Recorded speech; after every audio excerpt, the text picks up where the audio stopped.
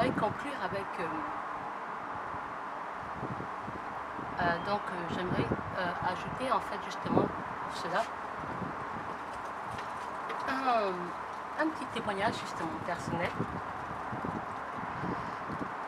un petit témoignage personnel sur je continue dans ma série avec apprendre des leçons de la vie, apprendre l'humilité par des leçons de la vie.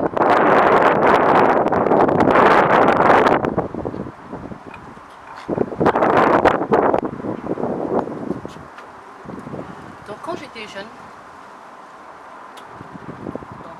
lycée, là on apprend beaucoup de leçons de la vie. Et donc dans ce pays,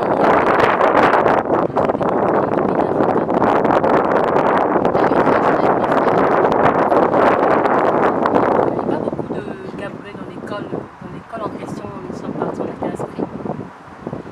L'école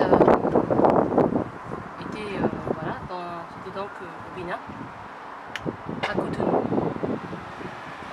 J'étais vraiment très jeune à l'époque.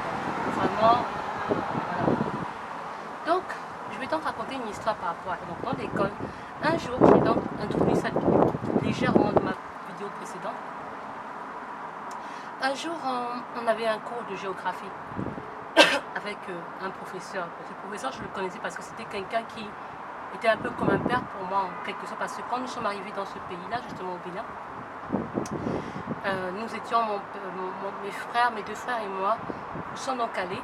Et à l'époque, cette école privée n'avait pas réouvert son internat de garçons, parce qu'il n'y avait que pour les garçons. Parce qu'en fait, le Bénin sortait d'une crise politique à l'époque, et qui a donc fait rentrer, ils ont donc transitionné dans un temps de paix et de démocratie totale. Donc mon père, ayant choisi le Bénin comme un exemple de la démocratie à l'époque, en Afrique francophone, Afrique de l'Ouest francophone. Et donc, comme nous sommes partis, parce que mon père en fait a vécu dans plusieurs pays de l'Afrique de l'Ouest, en fait, donc à cause de son boulot, même avec ma mère et mes frères et sœurs, mon frère et ma soeur, ils ont donc vécu dans pas mal de pays en Afrique, donc Cameroun, Côte d'Ivoire, Bénin, Togo, voilà, mon père et plus tard ma mère et tout ça.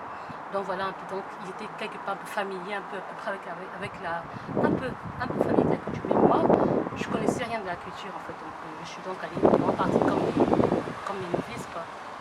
Et donc l'internat n'avait pas encore réouvert, donc il fallait donc qu'on réouvre parce que mon père voulait absolument qu'on aille dans cette école, qui avait donc une bonne renommée, je crois à l'époque, une très bonne renommée.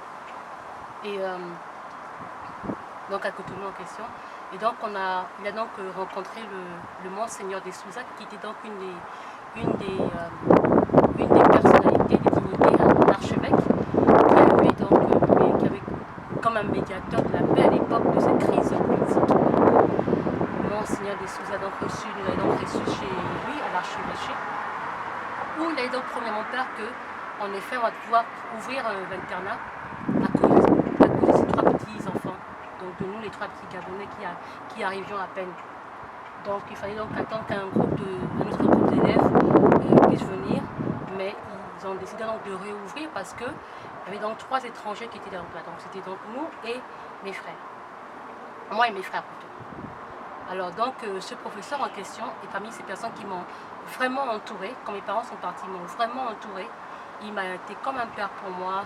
Il m'a entouré, juste pour vous dire que ce n'est pas des gens qui étaient là, quelqu'un qui venait dans une idée de vouloir me nuire ou quoi que ce soit. C'était vraiment comme un père pour moi. J'étais entourée par toute l'équipe, tout le corps de l'éducation, quoi. Donc, de cette école, c'est-à-dire le directeur, la secrétaire, toutes ces personnes, ils ont été vraiment bien entourés. Et donc, voilà un peu.